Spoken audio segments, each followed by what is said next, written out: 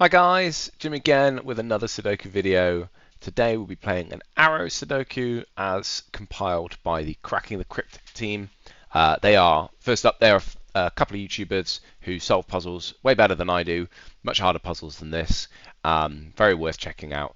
And they've put out these apps. I say app, you can get them on your phone, that's why I call them an app.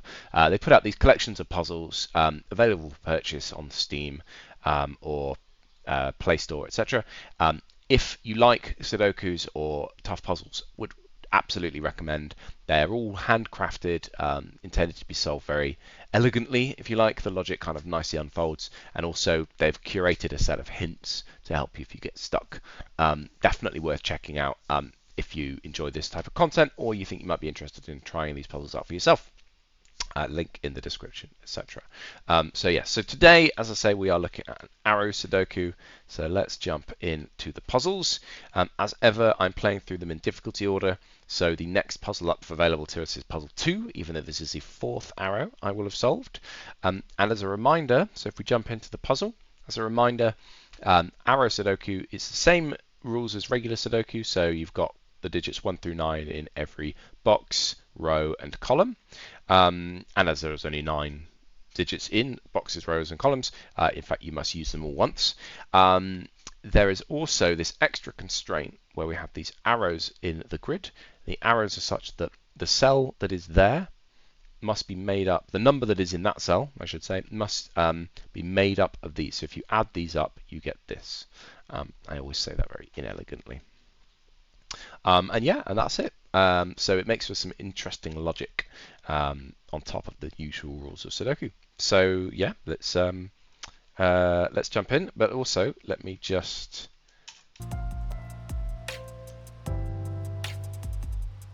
stick my my copyright-free music on in the background. Okay, excellent. Right, so we have here, okay, so we can just use regular Sudoku for the time being because we can see in this box a 1 must go there. That's not a 1. There you go, a 1 because of that, that, and that. In this box, a 1 is restricted to being on this arrow, which is quite interesting. We'll come back to that at some point. 1 up here is restricted to these 2 cells. You'll notice I'm putting pencil marks in where I can put digits in a box in 2 places to remind myself of that fact. Anything else on 1s? Ah, yeah, okay. And the reason we do that, right? So if we've now pencil marked 1s into these 2 cells here and these 2 cells up here, this forms what is known as an X-wing. And the power of this X-wing basically says in this column a 1 must go. Well, actually, no, sorry. It says in this row we know a 1 goes here or here. And then if we look down here, as it happens, in this row, a 1 must go here or here as well. So in the final solution, if a 1 is there, alright, because there's 2 options, so 1 is either here or here. If that's the 1, then we look down here, we know that that must be the 1, because it can't be there, but it must be in one of these 2 places. And then similarly, that's the 1, then that's the 1. And what that basically tells us is that in these rows, we already know that there's no more 1s, because we've picked them out, but also in these columns, there are no more 1s. Which is quite interesting, right? Because if you wanted to put a 1 here, you then rule out a 1 from that cell, so that would have to be the 1, and you rule out a cell from that cell, a 1 from that cell, so that would have to be the 1. So no bueno. So this X-wing tells us, in fact, in this box, there can't be a 1 in that column, which is useful. So the 1 gets ruled into one of these 2 cells in this box. I think that's it for 1s for now, so let's look at 2s. 2s are in one of these 2 cells.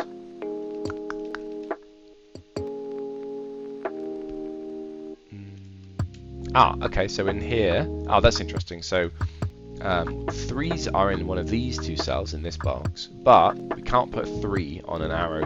On the 3 can't be the kind of the bulb of the arrow because these would need to add up to 3.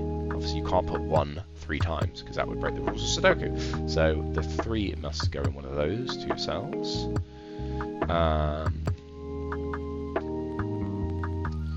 Anything on 4s, 5s, 6s? Okay, 6 is limited to one of these two cells. And one of these two cells, which is nice. In fact, that gives us a 6 here, because this acts as a virtual 6 in this column.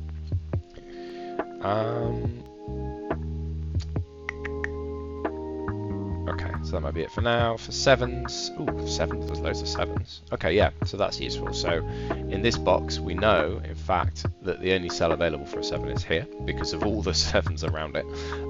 And what that tells us is that we know there's a 1 on this arrow, and we know it adds up to 7. So the other cell must be a 6. So I can pop in a 1, 6 like that. Just tidy up my pencil markings. I don't know the order yet, but I know that between the two of them, they are a 1 and a 6. And then I feel like we must be able to finish off 7s. Oh, not quite. So 7s are limited there, and they're limited there. So that's the end of my pencil marks for now. 8s don't tell us anything. Well, I'm hasty there. They tell us that 8s are in pencil marked in those two cells. And then 9s. 9s are interesting in this box. We can put a 9 in one of these two places, and a 9 can go there as well.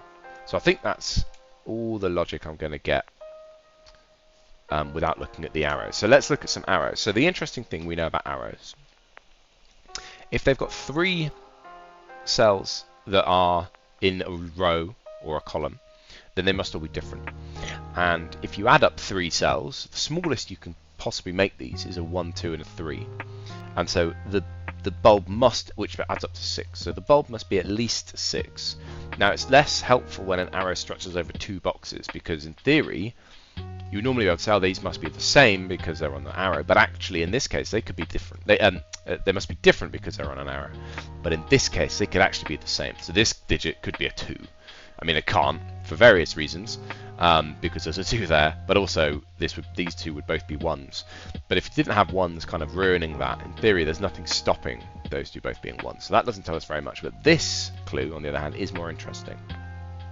Because, in fact, it's much more interesting because there's a 3 in this row. So we can't possibly put a 3 there, which means we can't do 1, 2, 3 to get 6. So actually the minimum suddenly becomes a 7, and in the box there is a 7 and a 9 already. So in fact this becomes an 8. So it must be at least a 6, but it can't be a 6. So it must be at least a 7, can't be a 7, it must be at least an 8, but it can't be a 9. So it kind of rules it down. So that is in fact an 8.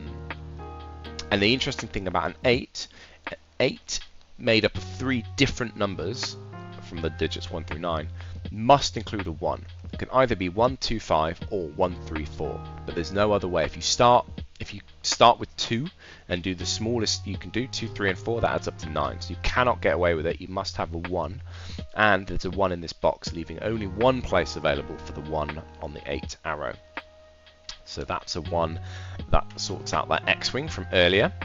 And as I say, so it can either be a 1, 3, 4 or a 1, 2, 5. This 3 rules out this being a 1, 3, 4, so that must be a 2 and a 5. That leaves us with 3, 4 and... no, not 5, sorry, 6 for the remaining digits in this box. I'll take... in fact, that must be a 4, because it can't be a 3 or a 6. So that's nice. So that's a 3 or a 6 on this arrow. So it's interesting when digits appear on an arrow.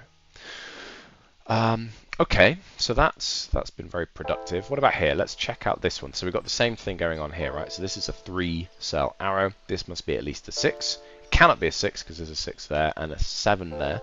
So this must in fact be an 8 or a 9. Now the 9, yeah, so 9 is less helpful because it could be 2, 3 and 4. So we don't even know that there's a 1 on this arrow for sure.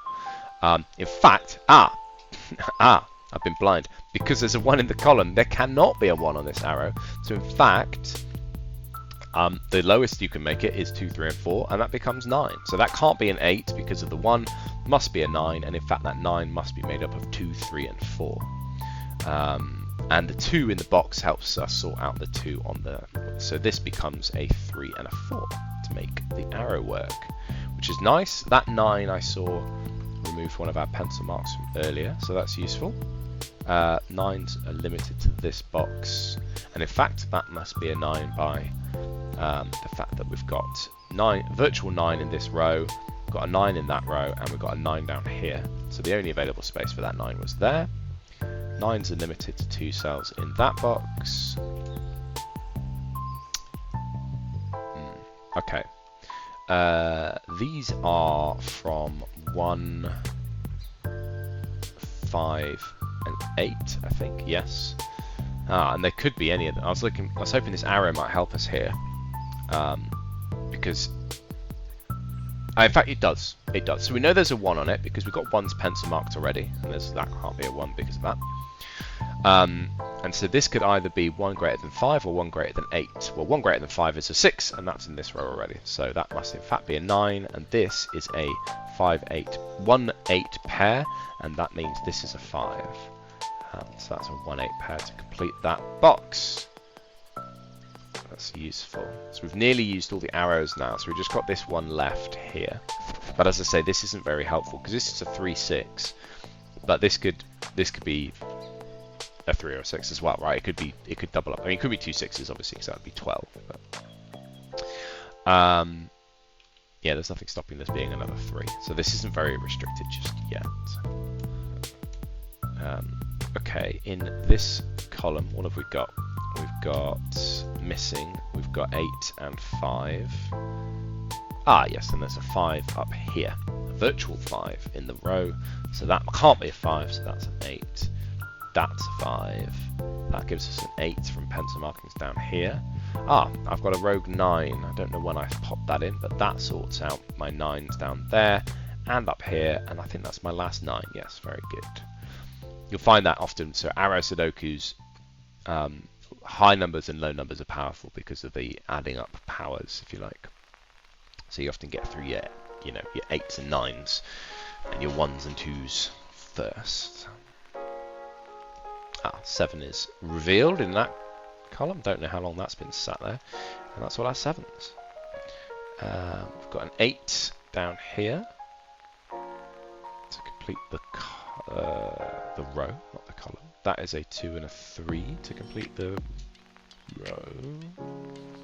What is this? What are we saying? 5 and a 4 from these 2 cells. What have we got going on? Surely I don't need to pencil mark everything, surely. What is this column missing? This is missing 3, 5, and 4. And I can't put a 5 down here, so that must be the 5. Okay. And then this is a 3 and a 4 in some order, which means this must be a 2, which is useful. There's a 2 down here. Where does the 2 go in this column now? Can no longer go there, and these are all fully used up. So in fact, that must be the 2 and the 5, completing our 8 arrow from ages ago. The virtual 2 here sorts out this 2-3 order as well, which is nice. Still haven't used this arrow, it's interesting.